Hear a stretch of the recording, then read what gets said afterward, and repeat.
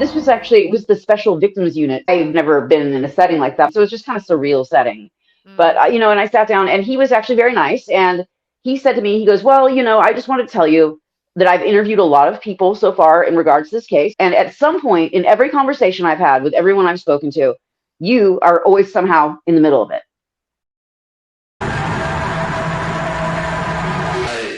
You think you're going to get married and you're going to have a happy family and you're going to live. Sit down. Sit still. Sit still. Sit still.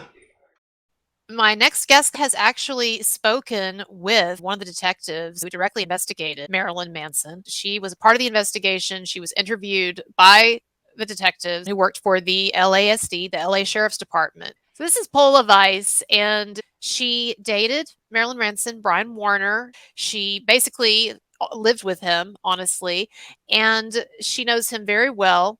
She was interviewed by one of the detectives in charge of this investigation. So, Pola, when did that interview take place? Do you remember approximately? Yeah, it was 2021. It was either Thanksgiving or Christmas in that period of time because I was actually happened to be in Southern California at the time.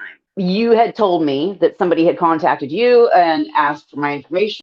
That's right. So the detective contacted me, and it was kind of weird how he contacted me. The LASD has a dummy account, as you'd expect, and they DM'd me. And so I was kind of like, is this a real message? But it ended up verifying it and, showed me a business card. And I ended up calling him, at the LASD office, and we spoke and everything. And one of the things that he asked me for was your contact information. And so apparently they were investigating an urban legend, a kind of a rumor and a lie, basically, that was being spread around by Evan Rachel Wood and her co-conspirator and girlfriend at the time, Ilma Gore, a lie that you were a part of a kind of a snuff film that Marilyn Manson did when you were underage. And I say snuff because the legend is that you were abused in this film in various ways, and that you might have even been killed in the film, or you might have committed suicide. So you're going to have to remind us and fill me in on what the rumors were, because I know that's one of the things that the detective actually spoke with you about when he interviewed you. So they called you in and you met with one of the detectives. How did that meet? So I have to give credit to the Sheriff's Department because they honestly were very obviously were trying to get to the bottom of things, in the sense that when I spoke to the detective initially, he said to me, it doesn't matter where you are, we will fly out and meet with you to interview with you, because I can't do this with you on the phone. We have to do it in person. And if no matter, basically spare no expense, we will come and speak to you. So I have to say that, that's at least good that they were trying to get to the bottom of it, obviously. But I happened to be in town, so I went ahead and I met up with the detective, and I have heard the rumors too, just like everybody else. I've heard, that Manson had made this sexual and violent film with an underage person. I had heard as well. And I had also heard that supposedly that Ilma, who was at the time the partner of Evan Rachel Wood, her partner, had claimed that she had spoken to the parents of the woman girl that was in this Groupie film, and that the parents had informed her that as a result of having made this film with Manson, that she had gone on to commit suicide. And so I had heard these rumors myself. So when I first arrived at the Sheriff's Department, the first thing I did is when I got there is I introduced myself and I said hello, and I said, oh, hold on, I think you're going to want this. And I went and I opened my purse and I got my driver's license and I handed it to him and I said, I think you're going to want a copy, because I think that I thought about how easy is it to prove the fact that clearly I was not underage when Groupie was made, because you can just look at my birth date, it's very simple, right? So that's the first thing I did, is I handed my driver's license and said, okay, so that answers some of your questions, right? Here you go. I obviously was not underage, correct? And then, and this was actually, it was the special victims unit. So it was kind of a little bit of a kind of curious situation. I've never been in a setting like that before, but we're sitting in a little office where there's all these toys, because I get the impression that children who interviewed there frequently. So it's just kind of surreal setting. But, and I sat down and he was actually very nice. And he said to me, he goes, well, I just wanted to tell you that I've interviewed a lot of people so far in regards to this case. And I said, okay. And he said, like a lot. I'm like, all right. And he's like, and at some point in every conversation I've had with everyone I've spoken to, you are always somehow in the middle of it. And I was like, wow, that's news to me, really honestly that, Lucky because it's like, you. right, right. And I said, okay, well, hopefully we can sort everything out and clear things up. So when I was sitting with the detective and he's telling me that, everybody's told him these things, and I said, okay, well, here's my ID. Obviously, I'm not underage. And I said, so what else is there? And he says, well, actually, I had heard the rumor that you had killed yourself. And I said, oh, I've heard the rumor too. And he said, the story that I heard actually from Ilma when I interviewed her was she informed me that your sister was the individual who had actually told her that you had killed yourself. But I mean, it's like you can see it's just one Wait, click wait, wait. away, So I'm right? sorry. Wait, so you're saying that the detective Mm-hmm. you're saying that the detective told you that Evan Rachel Wood's partner, Mm-hmm. girlfriend at the time, Mm-hmm. and the person who was her co-conspirator, I believe in this hoax, that Mm-hmm. this woman, Ilma, she had actually told him She had actually told him, that that she talked gentleman to that I was sitting in that room with, physically present with, she she had told told the him. detective Mm-hmm. that she had Correct. talked to your To my sister. sister, and my sister had confirmed for her that after being involved with Manson when I was underage, or whatever, and after the terrible experiences and trauma that I had experienced in my interactions with him, and including making this film with him, in which I was supposedly humiliated and debased and degraded in every way, which I was not in real life, but that I was so traumatized by that it had led me to kill myself. Yes. Which is so funny because I'm sitting here talking to this detective, and I'm like, well, I'm obviously not dead. So you can put that aside. I just Not only can't was I not believe a minor, but I'm not dead. I also can say this for my family. My family are the kind of people, they're kind of private people. And I know that if anyone had ever called my family and asked them anything about me, they probably would have just said, you know what, you need to get her phone number and call her and ask her yourself. That's what they would have said. I'm sorry, I just can't believe. I mean, I believe what you're saying. Yeah. I guess I'm saying I'm shocked. Look, the nothing the in the the cavalierness of the lying to people like detectives and stuff, it's not cool. You can get in trouble for lying to the authorities. The last time I checked, I I mean, I thought. know that Evan and Ilma, I know they faked an FBI letter. If people don't know what I'm talking about, look it up, look at my other videos Mm, or whatever. I know they faked evidence, and I know that they've lied, and I know they've conspired and like computer hacked and all. I mean, I know they've done all this stuff, but like to to tell a detective who will investigate something that you are correct. saying, that you're Who claiming. probably has a very good chance of finding out just how much you're lying, right? But she apparently felt so comfortable with her story or maybe it was just the story she had been telling everybody, so she tried to stick with it, or I don't know. But that's what she told him. She told him directly in an interview. She had told him that she had spoken to my sister, and my sister had confirmed that information for her. And I can absolutely vouch for the fact that nobody in my family spoke to anybody about this ever. Why would Certainly not they? I Ilma or totally anybody believe else. that. They Why they would wouldn't they would again? they wouldn't have for starters, but they certainly did not, and they certainly didn't lie and tell some random stranger that I had killed myself. Absolutely not. So that Okay. whole interaction was completely and totally a lie of whole cloth. Like there was not even a basis where there wasn't even a hint or a grain of the truth in it. None. Okay, when he told you that Ilma had said this about your sister and all that, and Mm-hmm. I'm sure acted incredulous and confirmed I and was said, shocked, so really what was his shocked. reaction then? When he found out that Ilma had been lying, did he say anything, or how did he Well, I react when mean, you freaked out? obviously, he was obviously aware that she was lying because he had called me to set the appointment on the phone, right? So he must have had some indication that I wasn't dead right about then, at least by then, I think, because he got me on the phone and it wasn't like the spirit line or anything like that, right? And Well, he you didn't know how contact they me. He found did not out. contact me through a Ouija board. Well, let me give you a little So, information actually that you may not know. This is not something I've talked about before, but actually how the detectives found out about you. The detectives actually interviewed a former member of Manson's band.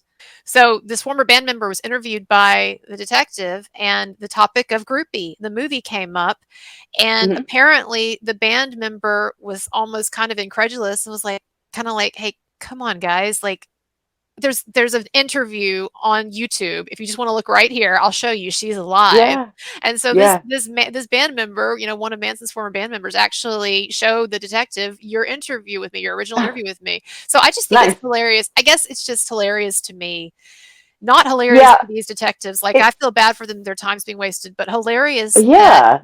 that Evan Rachel Wood, these women are just sending these grown men detectives on these wild goose chases. It's sad. Well, like I said about how when they told me that they were willing to come and meet me wherever it was, like like they were like, we'll just fly to wherever you are and come and meet with you. And I was thinking to myself in my mind, wait, that's taxpayer resources right there. I Like they were willing, know. and that's why when they said that No. to me, and I said, oh no, because I actually am in town. Let me come to you, because I just thought, like, come on now, like you. I mean, I can't even imagine how much like taxpayer resources have been spent by them, and this is all behind this thing that was completely and totally like false. It's You not know, right. It's not right. it's And I just absolutely not. And they wasted like that's time that those detectives could have been working on other cases of people who actually needed help.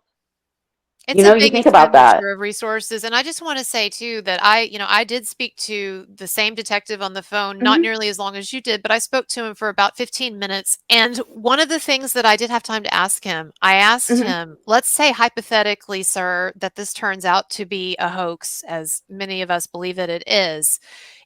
Are there no legal penalties for the criminal penalties for these women, for Evan Rachel Wood, for Ilma Gore?" And what he said to me, of course, he had to be non-committal and everything, but what he did say to Right. me was that there had been a significant number of resources expended and manpower expended on this Hmm. whole case, and that people would be people in the government or the police or whatever. He said there would be people who would be very annoyed at that. Right.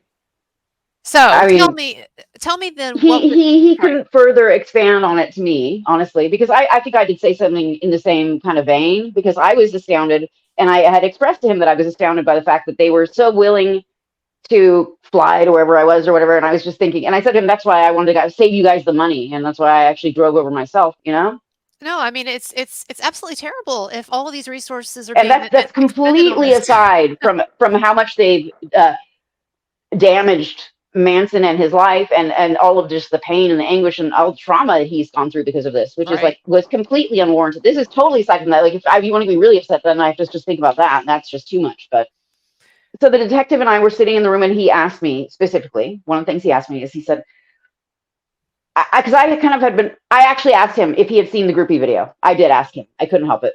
And he wouldn't answer me. He just kind of like gave me the whole, looked away, didn't answer a yes or a no, nothing. And I just said, oh, I see. I see you can't say. Okay, okay. So then as we continued speaking, he said to me, so wait, so who was the guy in the red shirt who tied you up? And I just like stopped. And I'm like, oh, you have seen it. So that's when I realized at that moment that that was why they had raided his house. I can't imagine how majorly pissed off these detectives are and how pissed off they must be at LADA George Gascon, who is not only not exposing this hoax and is not going to get these women in any trouble, but is actually sitting on it so that it'll make it look like Manson is still has this legal thing hanging over his head. I When you think talk it's an election year. I think for Gascon, so I think that's where he feels like he doesn't. I think he probably feels damned if he does, damned if he doesn't. I'm on that one. Like maybe he'll wait until he actually gets through his election before he does something well, about it. But it is kind of really crummy. And I remember reading at some point that the comment that was made as to why that it hadn't been taken off the desk and closed yet. I believe the story at the time from Gascon was he said that the file was incomplete. Does this ring a bell to you? yeah. He said something about the file or investigation being Well, incomplete. the And police think it's a complete file. the funny thing about that to me is that if what he meant by incomplete was that they hadn't found anything that would cause someone to be guilty yet, it's like, well, you're going to have to wait a long time for that because it's not going to happen because it doesn't exist. Mm, mm. Ultimately. So when you were talking to the detective, I know that when they're interviewing people, they have to keep their own opinions generally pretty close to the Mm, vest. And so, like, when I talked to the detective, I didn't ever get a strong statement or indication of how they felt about it. There was some skepticism that I picked up in his voice and through some of our mhm. interactions that made me think that they knew what was going on. But did you get any indication, either overt or subtle, from the detective that you felt like was a kind of a tipping of his hand that about how they felt about this, or that they know this is a hoax or whatever? In all honesty, I felt like the entire time I was sitting with him, I felt like that he kind of felt weird and funny even asking me what he was asking me, because I feel like I came in and I handed him my ID, and that kind of like already was like whatever was in his mind. Like I said, that this Yeah. special victims unit is the place that specifically interviews children, right? So here Uh, he and I are sitting, we're surrounded by beanie babies, right? mm. And like, he and I are talking. It felt a little ridiculous, and I think he was even feeling like it was a little ridiculous. So is there anything else that you want to tell me about that meeting with the detective?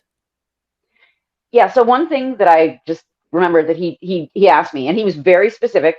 He says to me, So when you went over to the house that day to make the movie, were you aware of what was going to happen, and or were you not aware of what was going to happen, and what was the deal with that? And I said, the deal was between Manson and I is he and I we knew exactly what was going to happen. We had to plan and collaborate and scheme a little bit about it. And his idea was that he didn't want the band, which was present for it, he didn't want the band to be made aware of what was going on because he wanted to get that weird element of surprise that would come from basically like from people really being surprised. Just like, like in that movie Alien, they didn't tell everybody what they were going to do because he wanted things to feel organic, right? But between he and I was aware what was going on 100%. And the detective said to me, well, people said that maybe you didn't realize what was up or whatever. And he's like, so when you went over there, were you prepared for some things but not for others? And I said, no, no, not at all. I was down for whatever because we had already agreed ahead of time for that, and I wasn't startled. And part of why I was down for whatever is because I knew nothing bad would happen to me if I was with him. You know, he would never do anything to me that was harmful to me. And I knew that. That's why I felt comfortable saying, yeah, sure, whatever goes. Because you wouldn't do that or you wouldn't say that if you had any kind of hesitation about somebody and their regard for your safety or your well being, would you? No way. Right, right. So, yeah, I said to him, no, sorry, detective. The fact is that I went over there. I was ready for whatever. And ultimately, that I wasn't afraid at all. I mean, it was Brian's idea and everything, but I was adding on to it. Like, I fed into like what we were discussing ahead of time. So when you're talking to the detective, you told me Mhm. that toward the end of the conversation, he asked you something, a question, and I think this question is actually really telling for his mindset. He Okay. asked me, he said, why would you think that these people would make all this stuff up, or why would they be saying these kinds of things? And I just told him simply what I kind of believe to be the truth, which was I just said, obviously, there's like some kind of animosity and somebody not being able to get over a breakup. And the fact is that Manson had moved on and he married Lindsay, and like, his life had gone on and he had found somebody else to be with. And I think that I can only speculate that somebody had that, maybe that vibe of, oh, if I can't have you, no one can, or whatever, really. Right, Because right. I think she was unable. She couldn't stand the thought that he had, moved on and had a happy life with somebody else. And that's really what drove it. You know, I think.